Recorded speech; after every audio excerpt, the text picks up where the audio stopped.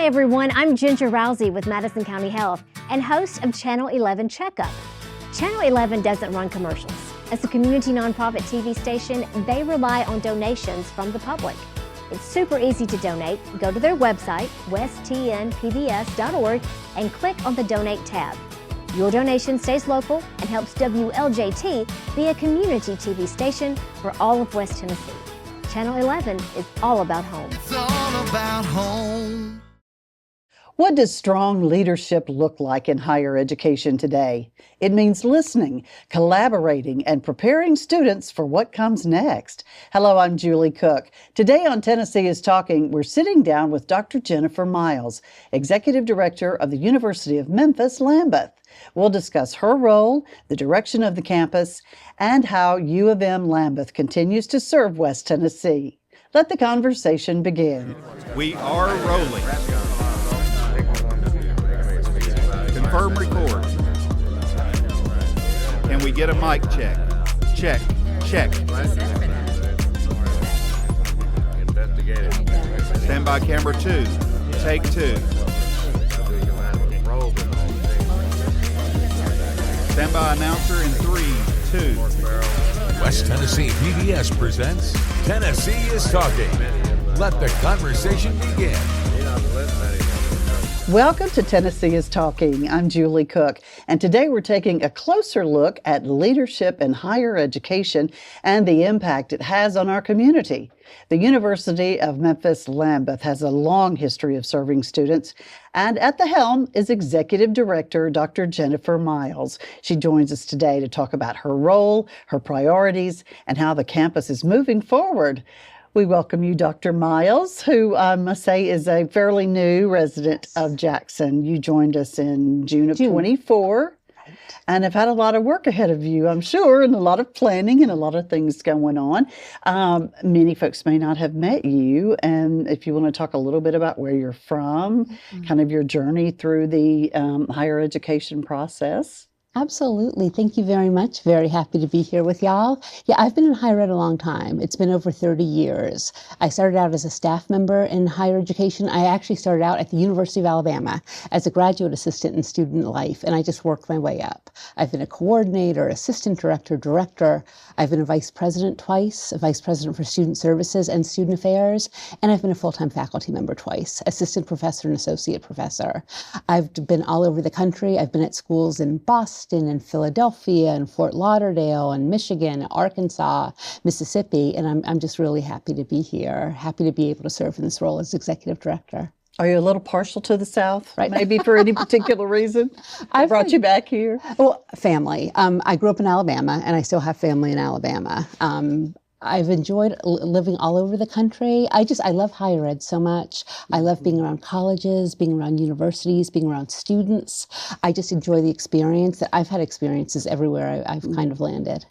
It's a different, kids are taking different paths and different ways. And I guess you've probably in the past few years seen so many different types of learning, types of curriculum and things evolving, and just the way it's presented and the different kind of programs that are needed. And with University of Memphis Lambuth, of course, when that relationship began, it was a real boost for this West Tennessee area. And I wonder what attracted you to our campus? So many things. It's number one, when I saw the opportunity, very unique opportunity. The campus, of course, is the University of Memphis, so a Research One institution, and it's the Lambuth campus here in Jackson. Beautiful campus. The first time I saw campus when I interviewed, I remember I walked in the front door and the person working the front said, "Why don't you walk around the back and take a look outside the big windows?" And I walked back there and it was like just this beautiful campus. It looked like a movie. It looked like if you type in college and do a search, it just dropped dead gorgeous. And when I got there and I met with the students and the faculty and staff and everybody was so welcoming, it just seemed like this campus was the best of both worlds. Smaller campus, faculty and staff who really care about students, who give students that mentoring and those one-on-one experiences, and all of the great resources of the University of Memphis, all the great resources of a Research One institution. It just was a unique opportunity. Also, looking back on my background, like I said, I've really worked my way up in higher ed, and I've had an opportunity to supervise so many different areas and have so many different areas in my portfolio. When I looked at this position description, it was a really great opportunity to kind of use all of those experiences that I've had interacting with different areas. So it all really just came together. That is wonderful. When a plan comes together like Yes, that. yeah. I wonder how many. I feel like probably since it's right here in our backyard in West Tennessee, there are probably a lot more local students. But I know many years ago, when it was the Lambuth University, attracted students from all over the country, and they liked it because it was in a smaller place, in a smaller town, and of course we were country kids. I was like, why do y'all want to move from the big place to somewhere like Jackson? But is it pretty much localized now? I know in Memphis years ago, a lot of them were off-campus hometown students. And I just wondered if you had a feel for what that balance is now. Yeah, at this time, we're seeing a lot of folks from in-state, and especially this part of the state. We're seeing that we're really embraced by the community and the surrounding communities of Jackson. And that's a big part of my job, really reaching out to the community, really reaching out to folks throughout Jackson and Jackson area, making sure that we have really strong working relationships. As far as some short-term things that you've been able to accomplish since you've been here since June of 24, are there some things that you wanted to go ahead and take care of right away that you've been able to get done? What was really important to me is at the very beginning to listen. One thing that I said, and I think I said this in my interview when I was interviewing for this position, no matter how experienced you are in higher ed, no matter how many schools you've been at, no matter how many degrees you have, every institution is different. Every institution has its own culture and its own traditions. So it was really important to me coming in to keep that in mind. Yes, I'm bringing in my experience, but I have a lot to learn. I have a lot to learn from the students, from the faculty, staff, and the community members. So I was very intentional about having opportunities to sit down and talk with folks. At one point, I emailed all of the students at the institution, "Hi, I'm here. I would love to meet with you. Let's have a one-on-one talk." I would walk through the halls of the different academic buildings and the different administrative buildings. "How are you? How can I help you?" I offered one-on-one meetings with all faculty, all staff, and I spent a lot of time in the main campus in Memphis, talking with the different leaders, the different administrators, the deans, the chairs, because I wanted to just talk. Let's talk together. What's going on right now? What are some initiatives that you'd like to explore? What do I need to know? So that was really wonderful. And I have to tell you, this summer was hot. And we all know what a hot summer it was. Yeah. And when I would spend time walking across the quad back and forth, I'm like, this is hot, but it's going to be worth it. It's all going to be worth it. And it was, because now that I've been here, I guess 8 months, it was June, so I think 8-ish months, it's been wonderful, because when I have had to contact folks or we've worked on initiatives, it hasn't been the first time I've met them. We've already built these really strong working relationships. So that's something that I'm really proud of, really establishing strong working relationships and partnerships and collaborations. That's been really important.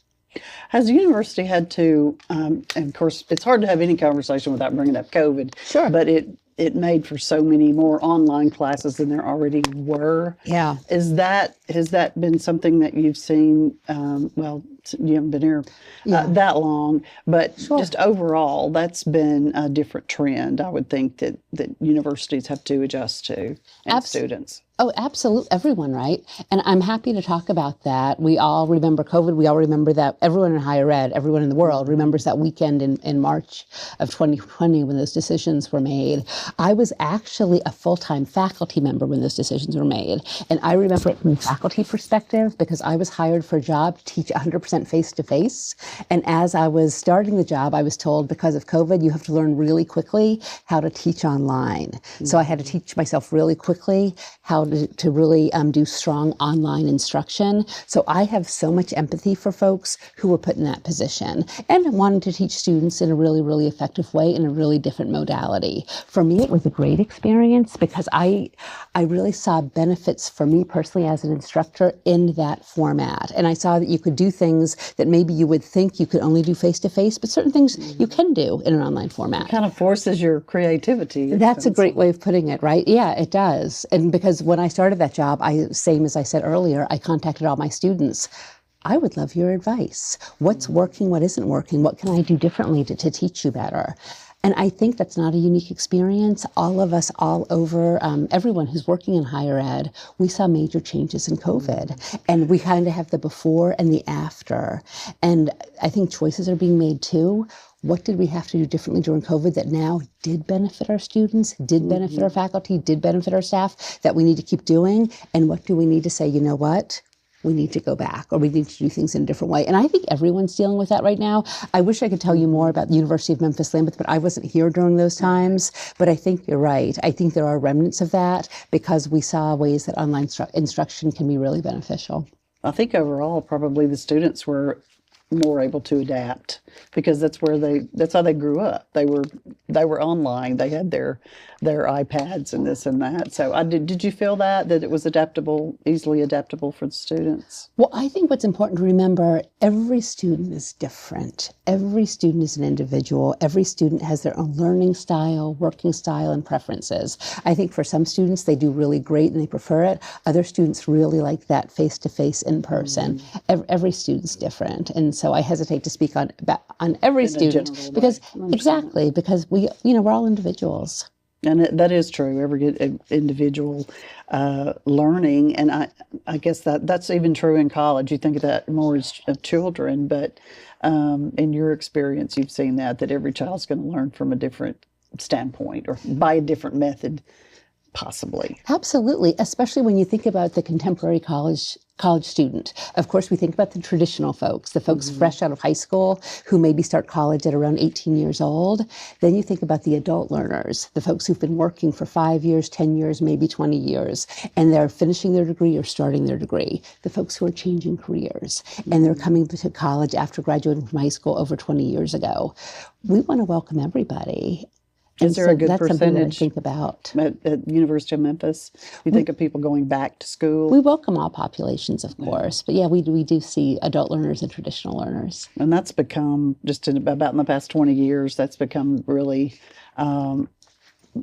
being stressed as far as higher education. Is, you almost got that degree, not quite, and go back and get it. And I certainly admire anybody with a family and with a home and family and go back and do that. And there are a lot of brave people who have done that. As far as, have you been able to plug into Jackson to get involved in the community in ways? Yes, and I have to thank everyone in Jackson. Folks have been so welcoming to me. It was made super clear in my interview that being part of the community was going to be part of this job. I actually met a member of the Chamber of Commerce staff when I was going through the interview process, and it was made really clear as I was talking to different university leaders that being part of the community, really important. So I do work closely with the Chamber of Commerce. I go to a lot of chamber meetings. I've also been going to Rotary meetings. Folks were very kind in inviting me to Rotary from the very beginning. I'm actually about to become an official member of Rotary. All right. I'm excited about that. Well, you'll see Peter Knoll, the general manager. He's a member as well. Here. Yeah, we haven't had a chance to meet yet, but that is a great group, and that is our service. Nonprofit organizations are so amazing in all the things that they do here in Jackson. You'll find that the longer that you stay here. Were there some things that you noticed that you would like to implement long term, or some things that are in the works right now that we're going to be hearing about? Well, I want to start, of course, I want to talk about the Doctor of Physical Therapy program. We are so excited about the DPT program. As we're establishing the DPT, I think it's really significant that the Doctor of Physical Therapy program for the University of Memphis at this time is only on the Lambuth campus. It is not on the main campus. So here on the Lambuth campus, we are the one DPT program for the Doctor of Physical Therapy. Students are coming and getting a doctorate in physical therapy, so it's a graduate level program. We just renovated one of our buildings on campus, Hyde Hall, for the program, and it looks gorgeous. They've been doing so much behind the scenes work. They've been hiring faculty. We've actually been admitting students.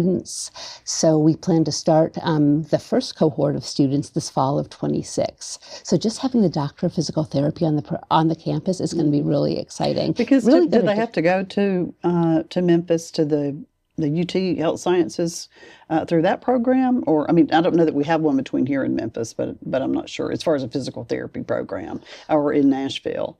Oh, I don't know. I'm sorry. I'll have to check on that. But Yeah. I'm not sure either. I guess I'm thinking about people who go into physical therapy. It seems like they have to train in Memphis or Nashville. But And we're so excited something to to have it check here on. in But having it in Jackson is amazing because that, of course, our medical community grows all the time, and that is much needed.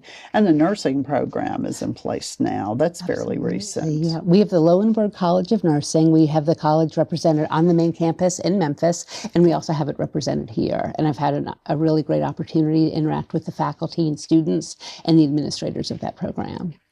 What are some of your top priorities? I know there were probably things in motion when you got there and having to kind of pick up on that. But as far as a vision, some things that you've got on your Absolutely. wish list, I guess it's kind of a light way to put it, but things that you want to see happen. Absolutely. Well, what's really important to me, of course, is meeting the needs of our students. And like I said earlier, recognizing the contemporary student population and making sure that we're meeting those students' needs and not making assumptions about students' needs from 5 or 10 or 20 years ago. That's really important to me. Also, what's important to me is that faculty and staff have the resources needed to do their jobs. So anything that I can do to help faculty and staff have everything they need so they can effectively serve our students, really important to me.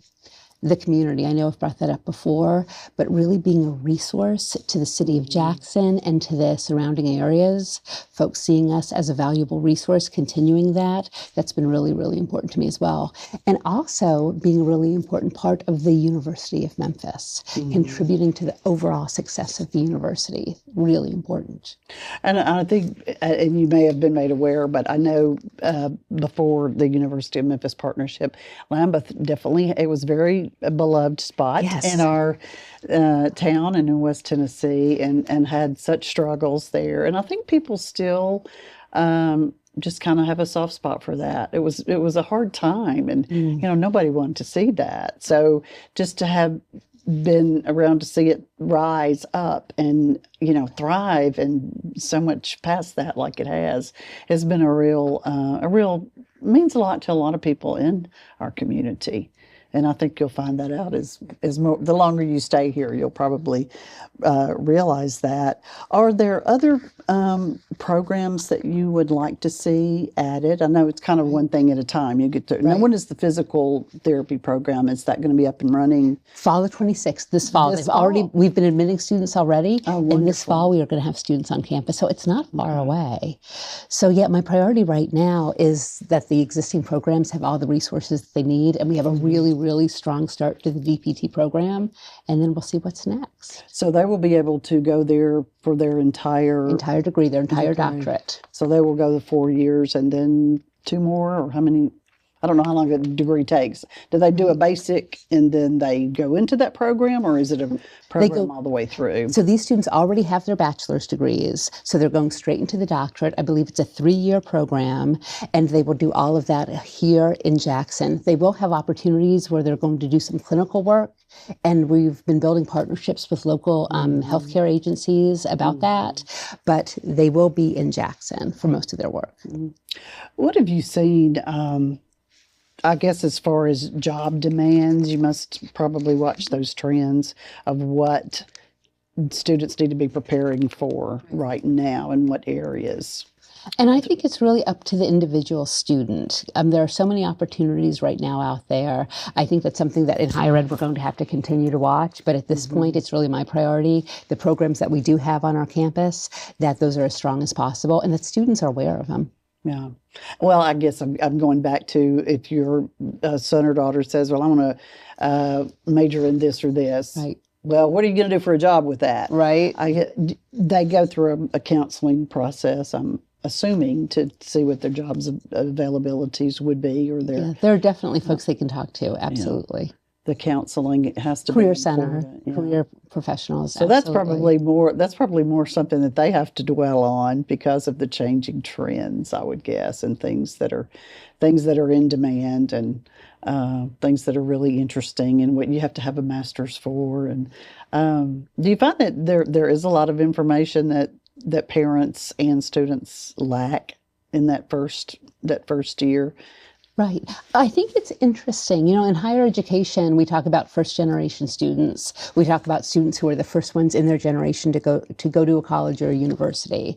And colleges and universities have been talking about first gen students a lot for the past several years because it's really important that when folks start the process, that we take the mystery out of the process, that we're not expecting folks to read between the lines. So I think it's really important that as colleges and universities, when we have the recruitment process and the financial aid process and the registration process, that we're very clear with students, that we give direct information and that information is very accessible.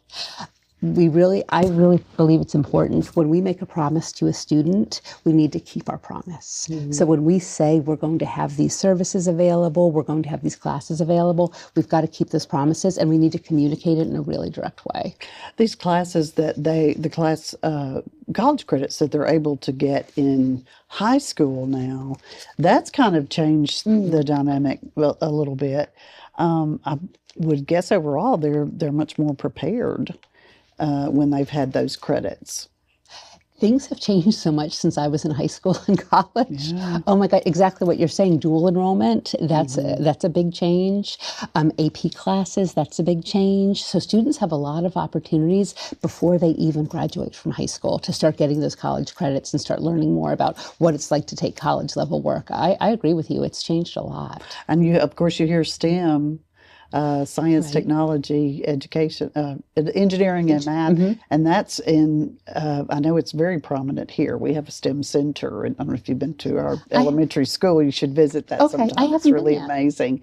But they're starting kids, maybe not on a career path, but preparing them for things that they should know, or exposing them to things that they might be interested in earlier. That has got to be exciting for you in higher education, that when they get there, they're not so, fish out of water type. Absolutely. Letting folks know really, really early on, even in elementary school. Exactly. The different types of opportunities. We were talking about the DPT program earlier.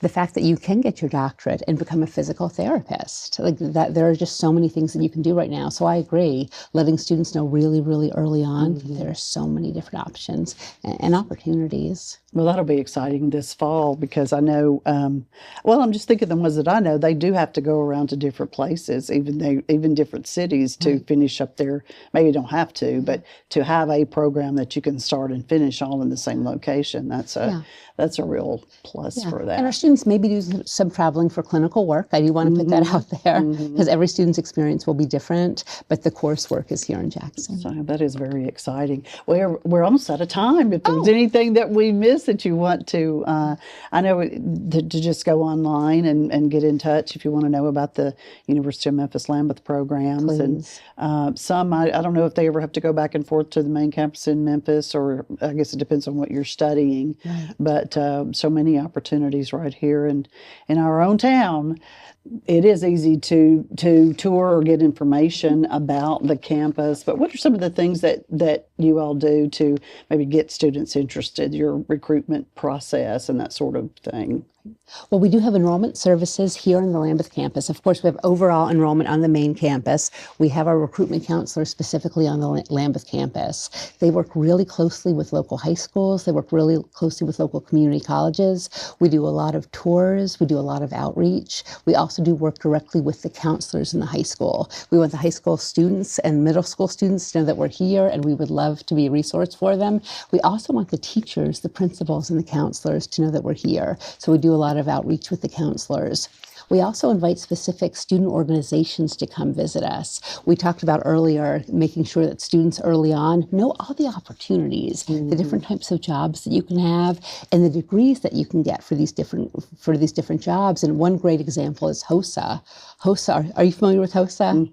Awesome. And then, as you know, high school organization for students who want to go to the health-related professions. We have HOSA groups coming to our campus, and we talk to them about nursing. We talk to them about physical therapy, about biology, about psychology. And we really talk to those students because they've already basically raised their hand. I've been exposed to that. And then we can tell them even more, and this could be a pathway for you. So if they do want to have a tour or get any information, it's get in touch. Very readily. We will make that happen. Make that it easy for them. Well, thank you so much. Our time is up. It goes by so quickly, but that's all for today on this edition of Tennessee is Talking. Our thanks to Dr. Miles and for sharing her insight and her leadership. If you'd like to rewatch the program or share it with a friend, you can stream this episode and all local Channel 11 programs anytime on the PBS app. You can also watch it on the West Tennessee PBS YouTube channel and at westtnpbs.org. Be sure to follow WLJT, of course, on social media to keep up the conversation. Until next time, keep on talking, Tennessee.